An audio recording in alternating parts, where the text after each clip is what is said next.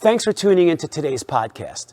Before we begin, I'd like to tell you a little bit about our new remote training here at RPP. We've been offering remote training for quite some time, but we always required the athlete to come in-house for an assessment. Now we can do the whole assessment online and bring all of our services, pitching, hitting, and strength training to your doorstep. So, if you like what we do and how we do it, go to our website at rocklandpeakperformance.com and click on Remote Training in the toolbar. Thanks. The Behind the Seams podcast. I'm your host, Nunzio Signore, looking to bring you great dialogue with some of the best in the world of player development.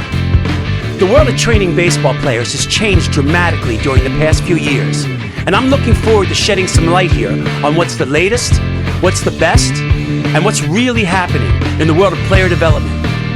Thanks for joining me for the ride.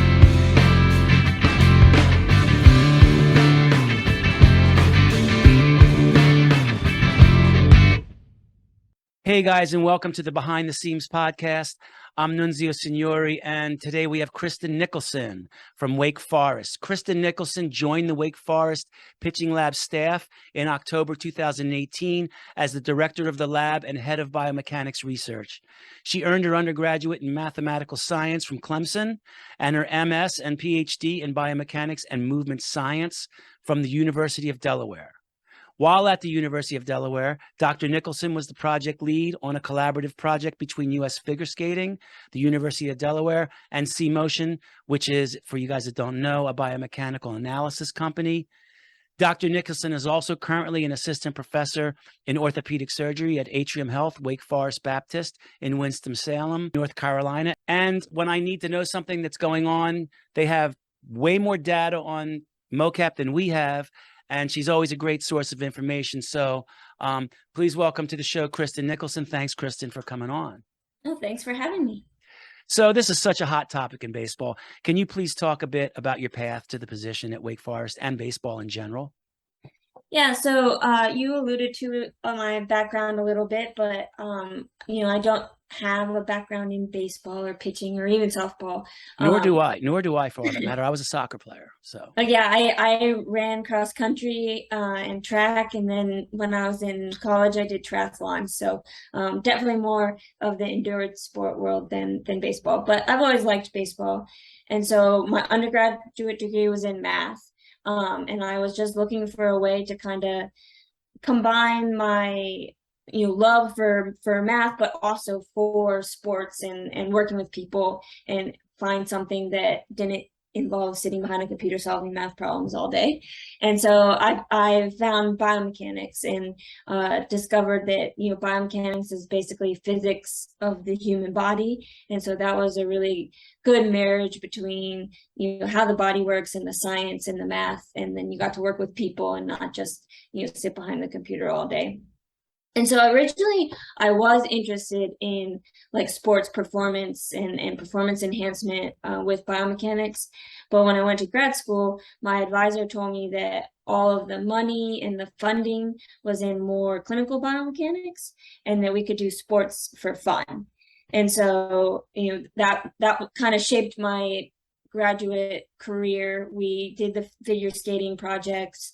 We did some other projects with, dance and a little bit of like running here and there. But we mostly focused on more clinical applications of biomechanics. When you say clinical, you're talking about like injury and gait analysis and things like that. Yeah. So motion capture has traditionally been used for gait analysis. A lot of like children's hospitals, especially, will have gait labs working with motion capture and biomechanics to help kids with cerebral palsy or other functional movement disorders, improving their life and their function.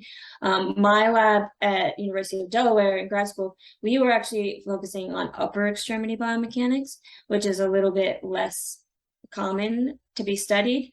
And so we were specifically looking at scapular function, shoulder blade function in kids with brachial plexus injuries. And then also just in the general population.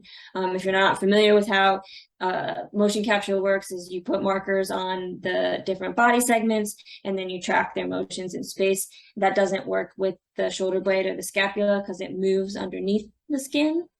And so we were really focusing on ways that we could use motion capture to measure scapula mechanics and get a better understanding of how the scapula contributes to overall upper extremity function. Which works great for baseball. Right. And so then I was in Delaware. I'm originally from South Carolina. And so I finished my graduate career and then got a job in a clinical gait lab at a children's hospital. And so we did some upper extremity stuff, but mostly it was all the walking and functional movement in children. And so I was looking for, an opportunity to do something a little bit different, but also to move back closer to home. And so this position at Wake Forest opened up, and I actually work for the hospital system for Atrium Health Wake Forest Baptist in orthopedics, and but have this dual role as the baseball team's biomechanist. And so they liked the fact that I was an upper extremity biomechanist. There aren't too many of those out there. I also had this clinical experience since I do work for the hospital system, but I also was interested in sports. Knew how to interact with athletes that way as well. And so, like you said, it is such a hot topic and growing in baseball, but I really feel like I kind of got in the forefront of that, back in the fall of 2018. And so, now if they were looking for someone to fill this position, I don't know if I would have necessarily been their first pick because I didn't have any baseball background or experience. But at the time, this baseball or pitching biomechanist was a new novel thing and didn't really exist. So, I got thrown into that role and here we are 4 years later. I've put two of my data guys, biomechanists, into Major League Baseball. It's incredible how it's changed. I mean, I know we use a Qualisys marker-based system. I know we use the same system that you do, but you also have a marker-less system. So you have the ability to compare data from marker and marker-less. And I want to know, where do you currently stand on marker versus markerless systems? You're the perfect person to talk to about that because you deal with them both every day. Yeah, I think they both have value, in the space of baseball even, but also, beyond baseball. If you're looking for, wanting to do an assessment on a guy who's coming in and you're wanting to really shape his mechanics and make all the changes that you can to prevent injury or prevent or to help him increase their velocity, I think I like the markered system better. It's a little bit, it's the gold standard. We know that it's reliable and you're getting the best information.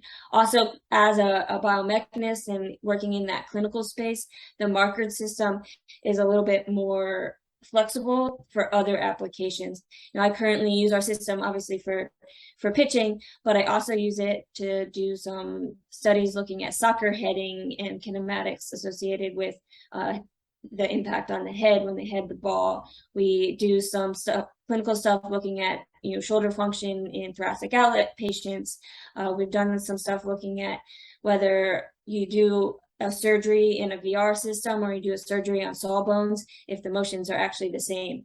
And so I have a little bit more control over the data from a markered system. I know where I'm putting the markers, what the information is coming out. I know how to manipulate it and calculate other things. That's what I wanted to ask you, because you know how to manipulate, and that's what they call, for you guys that don't know about this, when I first got a marker system, you have to do what they call connecting the bones. Okay, so you have to take all these markers and then you have to actually connect them in the right spot. And you have to know what you're doing to do this, and you have to know about anatomy. And I was just wondering, do you think with the advent of the markerless systems, it allows the more, should I say, like, anatomically challenged to be able to record and track data without really knowing what they're looking at? Do you understand what I'm saying? Yeah, and I certainly think that's true. I think what's more important to emphasize about the marker system is that you have to put those markers in specific locations. And so if you have no knowledge of anatomy or biomechanics, it's going to be difficult to make sure that you're putting those markers in the right locations to then get the right information. But the markerless system obviously you don't have to put on the markers, and the company, whichever one you're using, has machine learning models that can take the images and identify those points or joint centers, or however the markerless system is doing it for you. And so you don't need to know necessarily anatomy or be a biomechanist, and you can still get your results. Yeah, that's a But little scary. what are you going to do with the results if you're not a biomechanist or have no knowledge of Exactly. Like what I was going to say is my background is in kinesiology, but I will tell you, having a biomechanist there, they answer a lot of questions I might have instead of me. I don't even feel comfortable with myself getting the data info from a markerless system, let alone a pitching coach or a guy that, has an exercise science degree, which is not bad. I'm not saying anything bad about that, but just somebody who is just working on movement, is just their specialty is movement. Having somebody there, I've banged a lot of things off of my biomechanists, and I've learned a lot from them. You know what I mean? And I think that not needing a biomechanist with a markerless system is a little, for me, that's a little bit of a, I'm not ready to jump off that diving board yet. And if I'm not ready to jump off that diving board, I don't think that should be in the hands of people that are just, Yeah, I mean, I don't think you can say you don't need a biomechanist with a markerless system. I think you can say you don't need a biomechanist to collect markerless data. Right. So that's another big thing. So we have a markerless system, and it still has a place for us. It's very useful if you're looking at the same guy, the same setup and progression, and so you can use it for your player development on a daily or weekly basis. You can collect motion capture data. You don't have to put all the markers on. You don't have to go through this whole routine. You can just click some buttons and collect the data. And so whenever we do an eval for an external customer, I'm always there. I'm the one putting the markers on. Sometimes our grad students help put the markers on, and we're taking them through the marker analysis. But the Wake Forest University players, they have access to this markerless system every day during practice. And so I don't go to practice every single day, but our lab coordinator and our player development guy is able to collect the markerless data, which is without great. me being there. That's great. I'm still there as the biomechanist to help interpret the data, but I don't have to be there to physically collect the data. So I'm more talking about, I'm in the private sector. Okay. Sure. If I have a markerless system, I can collect that data. Okay. And pretty much anybody can collect that data. Is that true? Yes. So you can collect that data, and then you have to know what to do with it is the key thing. And if you don't have a biomechanist there because you need somebody to connect the bones, a lot of people will buy in this world right now, people hear with their eyes and see with their ears. What I mean by that is if everybody has Rhapsody, you can buy a Rhapsody just to get clients and not even know how to use it. If you have the money, you can buy a motion capture system. It's expensive, but it puts you in a elite group of people that are doing motion capture. And if it's markerless and you don't really know what you're doing, you still really can collect this.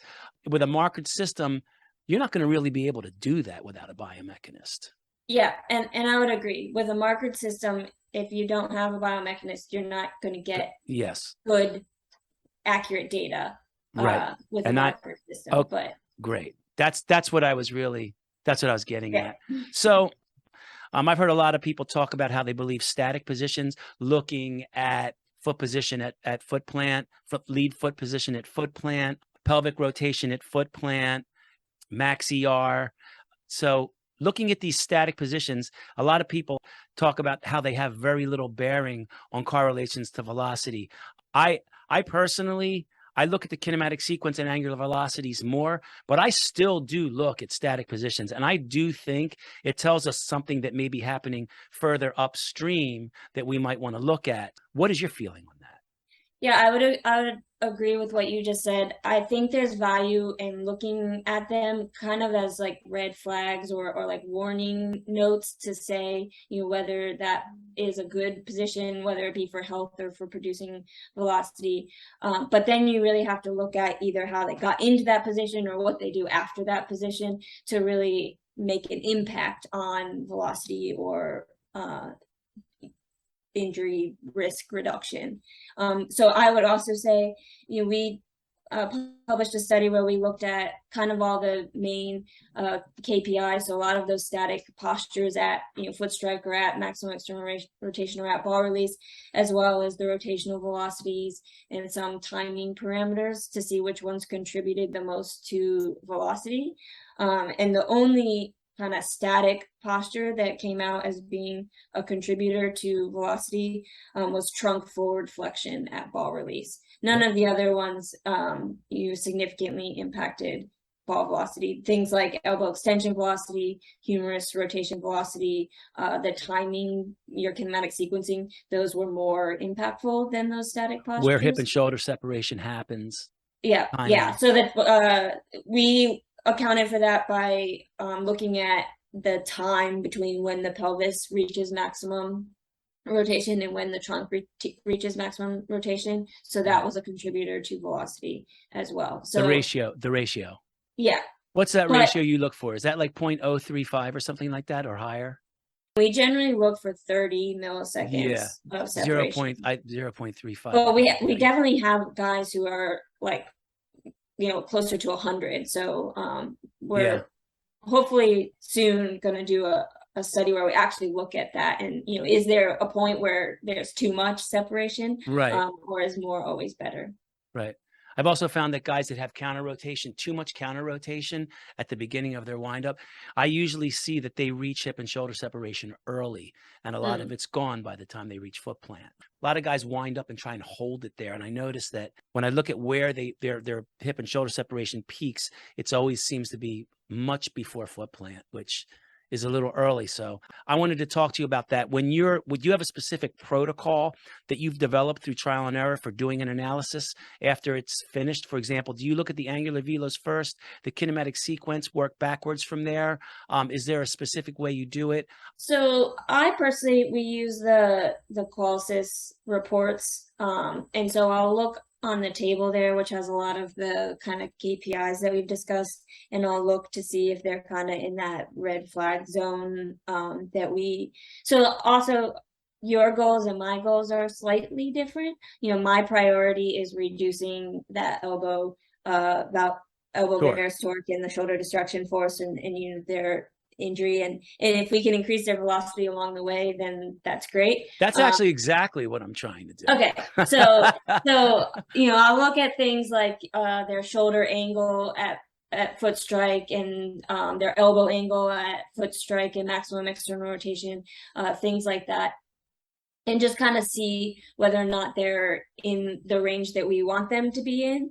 But then I'll scroll down and I go from a bottom-up approach to look at the actual motions throughout the whole entire pitch cycle to see, how they got to those positions and things that we can recommend that they can do differently. But I do always start by looking at the kinematic sequencing, whether or not they have appropriate sequencing and appropriate, rotation velocities. And then I'll go into, their stride length and how much knee extension they have, and then work the way up through the pelvis, the trunk, and the arm. Right. Talk while we're on the topic of KPIs. You guys have much more data points than most facilities with mocap systems. Can you talk a bit about two of the three biggest correlations you've seen that correlate to velo, or more velo, less torque? My biomechanist who went to the Yankees, she did a study there too as well, and we came up with one that I want to see if it's in yours that you see that correlates to velo. Yeah, so we did two different studies. We did one where we took kind of, obviously you can't take all of the KPIs or all the data. There's just too many options. But we took kind of some of the top, I think 16 or 17 KPIs from literature and from personal experience that we thought would be associated with the elbow torques and the shoulder distraction force and the velocity, and did a big machine learning program to see which ones contributed the most to elbow varus torque, shoulder distraction force, and velocity. And so the biggest contributor to the elbow torque and the shoulder distraction force was pitch velocity. But if you took pitch velocity out, there were several components that also contributed to the shoulder distraction force and the elbow varus torque. Maximum shoulder external rotation and then maximum shoulder external rotation velocity both contributed to those elbow torques and those shoulder forces. Things like shoulder abduction at ball release contributed to the shoulder forces. Hip shoulder separation actually contributed to shoulder force. Right. Yeah, and then lead leg ground reaction force contributed to elbow torque, surprisingly. So You do notice that you're talking a lot about velocities, and right. that's And so what then I'm when you look at velocity, the maximum contributors to velocity were elbow extension velocity and humeral rotation velocity, but also the lead leg ground reaction force, the trunk forward flexion at ball release, and then that time difference between pelvis velocity and trunk. So trunk forward flexion was one of ours, Mhm. correlate that. And right in line with that was angular velocity of pelvic tilt, sagittal pelvic tilt, how quick they're going into a pelvic tilt to set up that angle that the spine's going to actually extend to. Yeah, it's probably closely related to It's like trunk hand in forward hand. Yeah, it's like flexion. hand in Yeah. hand. Right. That was the number one thing we found here was sagittal plane angular velocity. So she did an actual doctoral thesis on it. I thought that was amazing. And what we've been doing, if you have too steep of a pelvis, you're going to end up having a hard time with command. You may get a little heavy in your front leg. If you don't have a steep enough pelvic tilt, you're kind of throwing like standing up, you're going to get a much earlier release. You're not going to be able to get really out in front of the ball because the spine isn't going to flex forward to that angle. So we found that parlays to spin rate. And by just working on co-contraction of the hip with like maybe some hip locks and things like that, getting them to contract both the quad and the glute at the same time, we've been able to get guys, if someone's not tilting enough, that helps them actually contract that quad a little bit more. And if someone's contracting too much, they need to work on their glute. And both of them are co-contraction of the hip. So if a guy's too steep and he gets a co-contraction, he works on his glute, it's coming up a little bit and it's putting him where it should be. If a guy's too flat and he's working on co-contraction of the hip, he's strengthening that quad and it's bringing him down. We found that that's a really, really big thing when we're trying to find like maybe possibly some fixes. The whole thing we do here is we try to figure out, okay, what do we do with this information? We're in the private sector. We have a really great reputation for getting guys strong and mobile. How can we use what we use with this mocap to help make these better? So how do you guys go about starting to, if I dare say, fix these issues, whether it be mobility work or in the weight room? Okay, you've got your report. You check it out. You know what's up. Do you guys do anything because I remember I had come down and we had talked before. We were talking about fixes and where do you guys go from the mocap report? So we also do the on-base U functional movement screen. Mm-hmm. And then we also do range of motion of the shoulders and the hips on the table, as well as internal, external rotation strength of the shoulder. And so that information kind of really helps us inform the whys of what we're seeing in the biomechanical report. Mm-hmm. Is it because they just functionally don't move well, they need to get more mobile, or is it because they're weak, they need to be stronger, or is it they can do it, in the on-base U and they can have the range of motion, they're just not doing it while they're pitching. And so then it's, a timing issue or a neuro issue or something like that. And so we combine all the information to really help address or define like what needs to be fixed.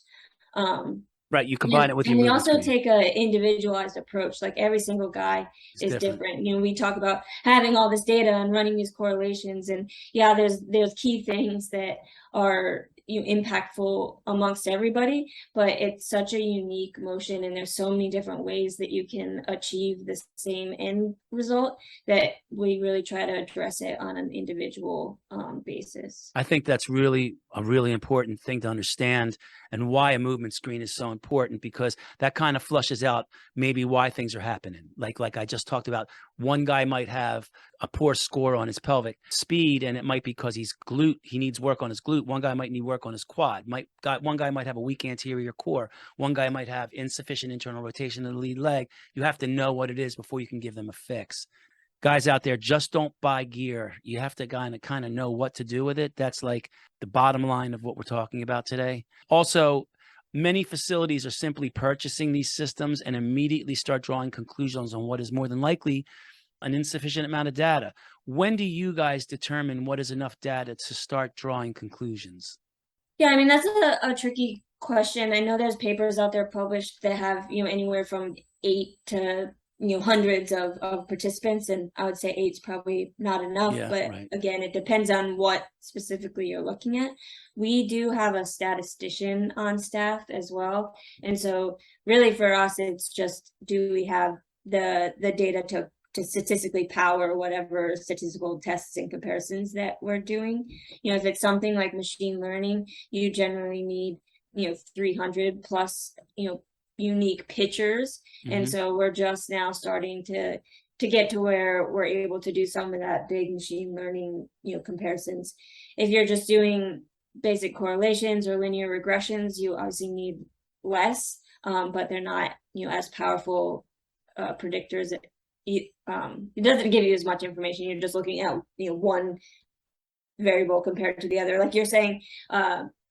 Your pelvis angle and your pelvis velocity is associated with ball velocity, and while that's very true, there's probably several variables that are associated with that pelvis angle and that pelvis velocity. Exactly. I imagine things like how long they take from foot strike to being like blocking contributes to that. Their knee angle and stride length probably contribute to that. Their trunk angle is directly correlated to that. And so with machine learning, you're able to kind of put all those variables in and see how they work together and all contribute to the ball velocity. Where if you have less people, you're unable to do as much, and you just look at the correlations, and okay, it is correlated with ball velocity, but is it because all these other things are correlated with ball velocity, or is it because just pelvis velocity? Right. Things start to raise their hand and kind of stick out. Right. Great. That's great. Yeah, so I think you need several, and again, going back to our point that it's really very individualized. Like you can have two people who look totally completely different but have the same kind of result, and so that is going to mean that you need even more people to kind of draw these basic conclusions about things that are correlated and things that you see overall. That's fantastic. Excellent. One more question for you. Can you give us a little bit of a behind the scenes of how a mocap session, for people that don't have one, how it would go from, you have a guy who walks in, he's scheduled for a mocap at 2:00. What's the protocol for getting in to the point? Just give them a visualization of how a mocap runs.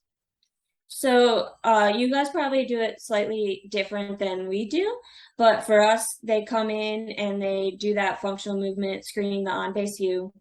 That's the first. That's the first thing we do as well. That's the first thing that we have them do. Either that or the range of motion, but most of the time it's the functional movement screen. And then we do range of motion measures on the table of their shoulders and of their hips. And then we do internal external rotation strength with a handheld dynamometer of the shoulder, and then grip strength, which we haven't used the grip strength measure a whole lot yet, but it's there if we want to look at it. I think it's more useful for like somebody that you see every day as an assessment of recovery and fatigue. But that's beside the point. And then we let them do whatever warm-up they would normally do before a game or a bullpen. And then we actually put the markers on them. So we use a marker set that has 41 reflective markers. And so there's 3 on the head, 3 on the pelvis, 4 on the trunk, and then on the arms and legs and feet and everywhere, so that we can see the whole body. You put it on the glove? You put one on the glove? We do put one on the glove. If it stays on. That we don't really, have a problem with that one And coming up. the hat's a bad one, and the shoe. So the hat, the hat, if their hat is sweaty, yes, nothing really sticks to it. We have a hat that has markers on it. And so Oh, if the markers great. won't stay on their hat, we I'm just give them stealing it. the I'm hat that stealing we that. have. Yes. Um, I'm we writing that spray down. it with alcohol after, every use, Right, so right, right. sanitized. Uh, and then the toe, we have just a roll of reflective tape. And so for their drag toe or their pitching toe, we just put the flat tape on their toe instead of the marker. Oh. If their shoes are wet, that's sometimes an issue, but our field is all turf, so they don't usually get very wet. So you use reflective tape on the toe instead of a marker. Yeah. That's great too.